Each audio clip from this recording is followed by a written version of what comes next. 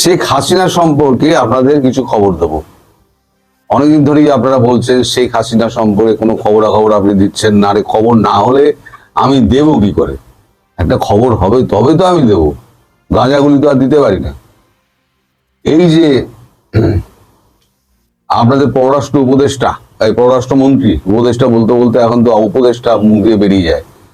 পররাষ্ট্রমন্ত্রী যিনি এই কোয়ার্টার থেকে ওই কোয়ার্টারে গিয়ে এনএসসি থেকে পররাষ্ট্রমন্ত্রী হয়ে গেলেন, তিনি 27 তারিখ শুক্রবার ভারতে আসছেন।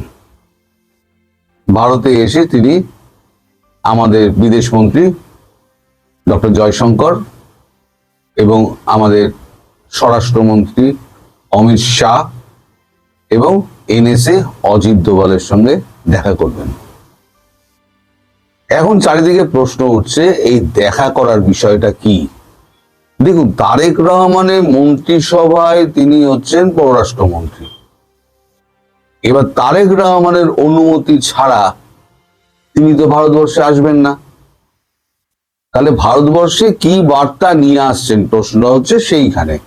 ভারতবর্ষে এই যে আপনাদের খলিলুর রহমান আসছেন পররাষ্ট্রমন্ত্রী, তিনি কি বার্তা তারেক রহমানের নিয়ে আসছেন।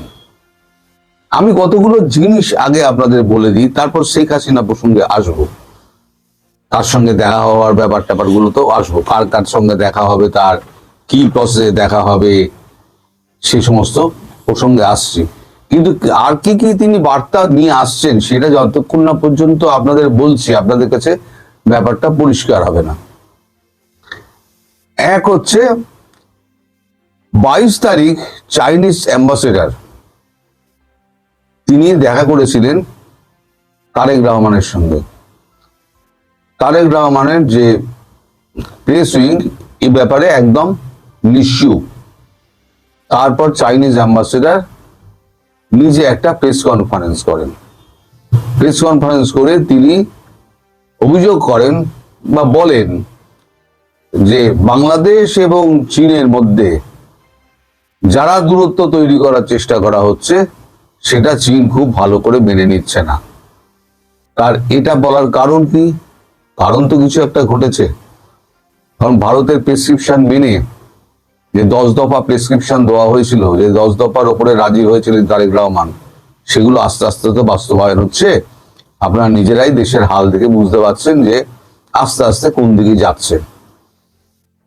তো সেই বাস্তবায়নের মধ্যে একটা ছিল যে চীনের সঙ্গে সমস্ত সম্পর্ক কেটে ফেলতে হবে।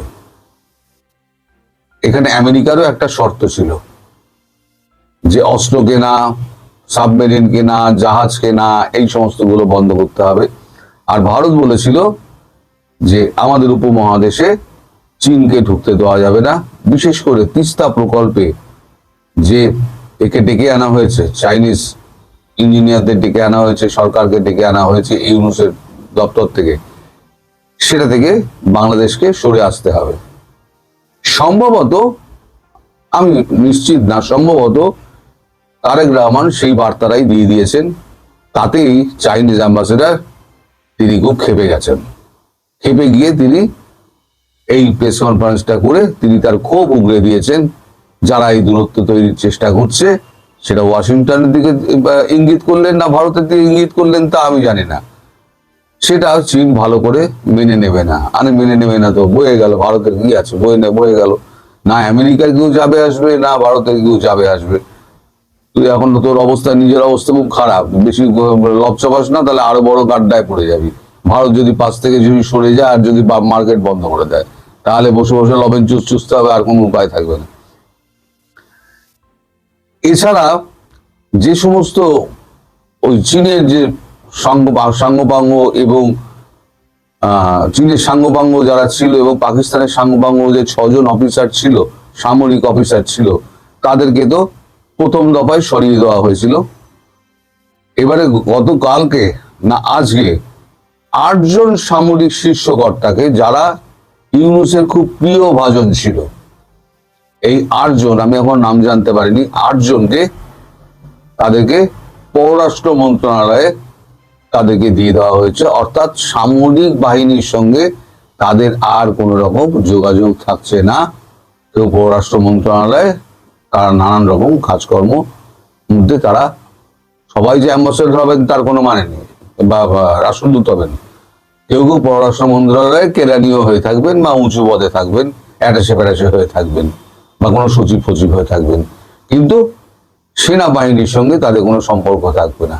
অর্থাৎ সেনাবাহিনীকে ধীরে ধীরে ধীরে ধীরে কিন্তু চুরিয়া কষা যাকে বলে না হিন্দিতে, আর্ম টুইস্টিং করছেন তারেক রহমান, এবং পেছন দিক দিয়ে ওই মেঘনাথের মতো মেয়ের আড়াল থেকে খেলছেন আমাদের নরেন্দ্র মোদী। প্রণয় ভার্মার সঙ্গে তারেক রহমানের তারেক রহমান বলছি, খলিলুর রহমানের একটা বৈঠক আছে। বৈঠক মানে কি, খলিলুর রহমান তাকে, আমাদের প্রণয় ভার্মাকে, রাষ্ট্রদূতকে তিনি ইফতারে নেমন্তন্ন করেছেন। ইফতারে নেমন্তন্ন, সেটা এখন খলিলুরের বাড়িতেও হতে পারে বা তৃতীয় কোনো জায়গায় হতে পারে। প্রণয় ভার্মার ওখানে হচ্ছে না, কারণ এটা তো ইফতারটা দিচ্ছে, নেমন্তন্নটা করেছেন তো খলিলুর রহমান, তাহলে তাকেই অ্যারেঞ্জমেন্টটা করতে হবে, তিনি করছেন। এই যে সমগ্র এই যে আপনার চীনের সঙ্গে সম্পর্ক কাটা, তিস্তা প্রকল্প থেকে চীনকে সরিয়ে দেওয়া, তারপর সামরিক কর্তাদের সমস্ত চীন পাকিস্তানের সঙ্গে যাদের সাথে সম্পর্ক ছিল কেটে দেওয়া, এবং ইউনূসের সঙ্গে যাদেরকে করা ছিল, মানে যোগাযোগ ছিল এবং প্রিয় পাত্র ছিল, তাদেরকে সরিয়ে দেওয়া, এই যে টোটাল যে ব্যাপারটা হচ্ছে, এটা ভারতকে জানানোর জন্য পররাষ্ট্রমন্ত্রীর এখানে আসা, এবং তারেক রহমানের সঙ্গে তার একটা, মানে জয়শঙ্করজির এবং মোদিজির একটা বৈঠকে ডেট ঠিক করা। এখানেই শেষ নয়, আর একটা হচ্ছে ব্যাপার, সেটা হচ্ছে শেখ হাসিনার সঙ্গে তারেক রহমানের হয়তো মুখোমুখি একটা বৈঠকের অ্যারেঞ্জমেন্ট ভারত করতে পারে। বরফটা গলতে গলতে কোথায় গিয়েছে আপনারা দেখুন, লক্ষ্য করুন। এই যে শুক্রবার দিন খলিলুর রহমান আসছেন, খলিলুর রহমান আসছেন, এক হচ্ছে তারেক রহমান আর মোদির দেখা সাক্ষাৎ করা, দুজনের মধ্যে কথাবার্তা হওয়া। এছাড়াও শেখ হাসিনার সঙ্গে তারেক রহমানের যে বৈঠকটা হওয়ার, বা বৈঠক একটা করানোর জন্য তিনি একটা ডেট ফিক্স করবেন, কারণ তারেক রহমান ভারতবর্ষে আসছেন খুব সম্ভবত 2 অথবা 3 এপ্রিল, অথবা 3 অথবা 4 এপ্রিল। আমি আপনাদের গতকালই বলেছি খলিলুর রহমান, কালকে ডেট বলতে পারিনি, আজকে ডেটটা জেনেছি। খলিলুর রহমান এই মাসের শেষে, হয়তো সামনের মাসের প্রথমে হয়তো ভারতবর্ষে যাবেন। তিনি মানে রাষ্ট্রীয় এতে থাকবেন। তো যাই হোক, থাকাটা বড় ব্যাপার না, আসলটা হচ্ছে কাজ। এর মধ্যে সবথেকে গুরুত্বপূর্ণ বিষয় যেটা হয়ে দাঁড়াচ্ছে, ভারতবর্ষের এতে আপত্তি নেই, ভারতবর্ষ আগ্রহী রয়েছে তারেক রহমানের সঙ্গে শেখ হাসিনার একটা বৈঠকের সামনাসামনি 1-to-1 একটা বৈঠকের ব্যবস্থা করা হবে।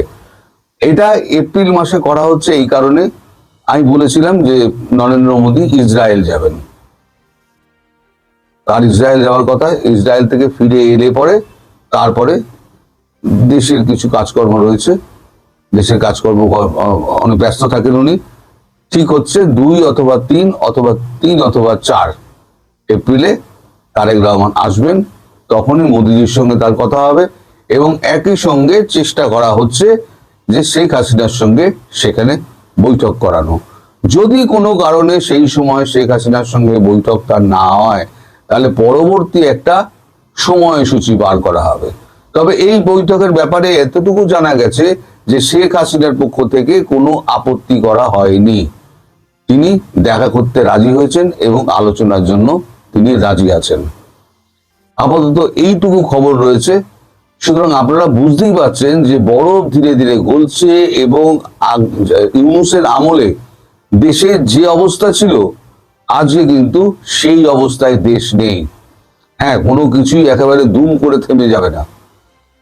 এ তো একটা ট্রেন চলার মতো, একটা গাড়ি, ট্রেনে একদম ব্রেক মারলেন বা গাড়িতে ব্রেক মারলেন, সঙ্গে সঙ্গে থেমে গেল, তা তো নয়, সেটা কখনো হতে পারে না। তো যাই হোক, এটা হচ্ছে একটা বড় ব্যাপার। আর দ্বিতীয় হচ্ছে, কালকে যে আমি প্রশ্নটা করেছিলাম যে কেন হঠাৎ এই মানে এটা হলো হলো মানে রাষ্ট্রপতির ভাষণটা হলো কেন? রাষ্ট্রপতির ভাষণটা হয়েছে ভারতের ইঙ্গিতে এবং তারেক রহমানের অনুমতিতে, এবং এটা বলে এটা সবাইকে একটা শিক্ষা দেওয়া, ভবিষ্যতে যদি কেউ এই ধরনের জিনিস করেন কোনো রাষ্ট্রপ্রধানের ক্ষেত্রে, তাহলে তার শাস্তি কি হতে পারে, সেটা কি হতে পারে সেটা আমি রাত্রিবেলার ভিডিওতে, যেমন আমি এতে নোটিশে দিয়েছি, রাত্রিবেলার ভিডিওতে আমি আপনাদের ব্যাখ্যা করব। এবং গলা জলে কতটা ডুবে রয়েছে আমাদের স্যার, সেটাও তখন জানতে পারবেন। এবং ভবিষ্যতে তার কি হাল হবে, আমি বরাবর বলে আসছি একটাই কথা, আপনারা সব থেকে বড় সাক্ষী। আপনারা বলেন তো আমার কোনো কথা মেলে না, যে উনি শেষ দিনটা ওনার খুব করুণ যাবে এবং ওই আইসিটিতে ওনার বিচার হবে। আসিফ নজরুল, আমাদের মোহাম্মদ ইউনুস, রেজওয়ানা চৌধুরী, এই যে আমাদের ওই ডাস্টবিন শফিক, সব দিয়ে ওইখানে কিন্তু শুরু হবে। এবং তার প্রাথমিক পর্ব শুরু হচ্ছে আমাদের তাজুল ইসলামকে দিয়ে। আজকে সম্ভবত তাজুল ইসলামের বিরুদ্ধে একটা করা হচ্ছে, মামলা করা হচ্ছে। মামলাটা করছে দুদক। আপাতত এই খবর আমার কাছে আছে। রাত্রি 10:30টার ভিডিওর জন্য আপনারা সবাই অপেক্ষা করুন, তখন আরো অনেক গরম গরম খবর দেবো।